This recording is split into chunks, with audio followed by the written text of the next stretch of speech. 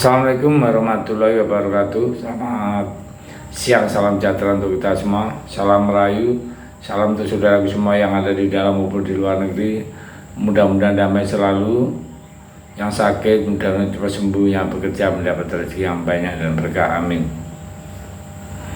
Kalau kita lihat sejarah perjalanan bangsa kita sendiri selama setengah abad lebih, masa kemerdekaan sebelum era reformasi, selama 53 tahun awal perjalanan Republik Indonesia antara tahun 45 sampai tahun 98, kita hanya mengenal dua orang presiden saja, yakni Bung Karno yang memerintah selama 20 tahun lamanya dan Pak Harto memerintah selama 32 tahun lamanya. Dari dua pengalaman panjang dan sangat berharga ini, bangsa kita belajar betapa kekuasaan yang demikian lama yang dipegang oleh seorang seumur hidup, dan lama kekuasaan mirip dengan raja-raja ternyata tidak membawa kebaikan bagi kemajuan bangsa dan kesejahteraan. Kekuasaan yang digenggam seorang pemimpin terlalu lama menyuburkan budaya korupsi, kolusi, dan nepotisme. Kekuasaan yang digenggam suatu kelompok elit kekuasaan dan bisnis di dalam jangka waktu yang terlalu lama malah menyuburkan penindasan terhadap rakyat Indonesia sendiri, membunuh prinsip keadilan sosial bagi seluruh rakyat Indonesia. Makanya belajar dari pengalaman pahit dan berharga ini di era reformasi tahun 98, para pemimpin bangsa kita mengambil sikap yang bijaksana dan sangat bijaksana, yakni membatasi jabatan seorang presiden, dibatasi hanya 2 periode, maksimal itu 10 tahun. Konsep ini diadopsi dari banyak negara yang sudah lebih matang praktek demokrasinya seperti Amerika dan negara-negara Eropa. Mereka ini terbukti bisa jadi negara-negara yang maju walaupun kepemimpinan nasionalnya selalu berganti dalam kurun periode tertentu. Memang walaupun ada beberapa negara terbukti bisa melompat maju berkat kekuasaan politik yang cukup lama, yang digenggam seorang pemimpin karismatik dan relatif bersih seperti Singapura, misalnya. Tapi pengalaman ini banyak negara lain termasuk di Indonesia sendiri. Kekuasaan yang terlalu lama digenggam seorang pemimpin cenderung menyuburkan korupsi, kolusi, dan nepotisme. Dia membawa kehancuran. Kekuasaan yang terlalu lama digenggam seorang pemimpin cenderung membangun elit politik dan bisnis-bisnis. Semakin lama semakin rakus, semakin takut kehilangan kekuasaan, sampai-sampai mereka ini membunuh kritik dan demokrasi. Dan mereka mengingkari cita-cita kemerdekaan, yakni keadilan sosial bagi seluruh rakyat Indonesia. Jalan politik Presiden Joko Widodo sepertinya belum berakhir meski nanti tak lama lagi menjabat sebagai pimpinan negara.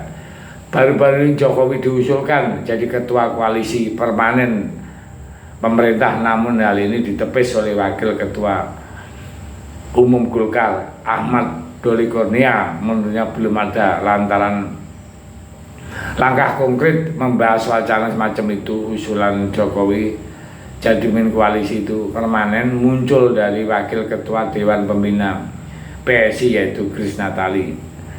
Ia menyebut Jokowi semestinya menjadi ketua koalisi partai politik yang punya visi misi yang sama, membangun pemerintah. Namun usul ini dikritisi oleh Partai Keadilan Sejahtera, yaitu yang juru bicaranya Muhammad Iqbal menyebut usulan PSI tidak logis, bisa merusak demokrasi era reformasi.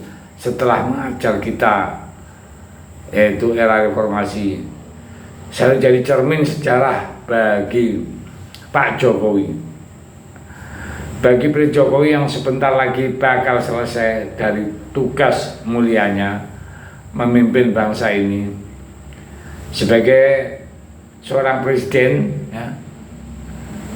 yang ketujuh di bulan Oktober nanti tanggal 20 Oktober tahun 2004 Pak Jokowi harus rela, harus ikhlas dan harus legowo mengakhiri masa pengabdiannya di zaman era reformasi ini. Dan era reformasi mengajarkan kita bahwa walaupun presiden kita silih berganti dari Pak Habibie, Gus Dur, Bu Mega, Pak SBY, dan kini adalah Pak Jokowi, ekonomi Indonesia dapat pelan-pelan juga naik dan baik-baik saja. Kedaulatan rakyat bisa terjamin, kelompok politik dan bisnis silih berganti menguasai Indonesia, tapi rakyat tetap dapat menikmati hasil pembangunan dan kemajuan secara perlahan. Ekonomi Indonesia terus semakin maju. Makanya nih ya, penting buat Pak Jokowi ya, buat Presiden Jokowi yang bakal mengakhiri kekuasaan di tanggal 20 Oktober 2024 nanti, sekitar 7 bulan lagi. Dan sekarang semua aksi jungkir balik Pak Jokowi akhir-akhir ini, dari mulai mengintervensi Mahkamah Konstitusi, dari Mahkamah Keluarga memaksa anaknya yang di bawah umur menjadi wakil presiden, melakukan intervensi terhadap proses sakral pemilu lewat beberapa kecurangan yang diindikasikan ya, kecurangan, bansos, intervensi aparat dan tekanan hukum, dan sekarang hendak mengobrak-abrik tatanan partai politik, mau berkuasa dengan para ketua umum partai. Semua itu buat melanggengkan pengaruh dan kekuasaan politiknya, buat melanggengkan kekuasaan elit politik di sekelilingnya. Pesan buat Pak Jokowi adalah jangan mengulangi kesalahan sejarah kita, batasi dan atasi hasrat buat terus berkuasa. Kekuasaan presiden sudah dibatasi maksimal 2 periode, maksimal 10 tahun, tidak bisa dirubah 3 periode, tidak bisa 15 tahun.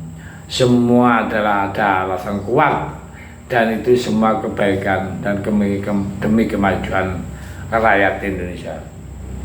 Pak Jokowi sebaiknya berhenti melakukan cawe-cawe politik, berhentilah mengobrak-abrik tatanan politik dan kembali fokus pada pembangunan. Pak Jokowi harus mau rela, harus legowo buat lengser, biarlah regenerasi kepemimpinan terus berlanjut. Percayalah bahwa penerus Bapak akan mampu melaksanakan tugas kenegaraan dengan baik. Mudah-mudahan masukan ini bisa diterima, khususnya untuk Pak Jokowi dan keluarga dan semua kolega-koleganya. Terima kasih. Merdeka.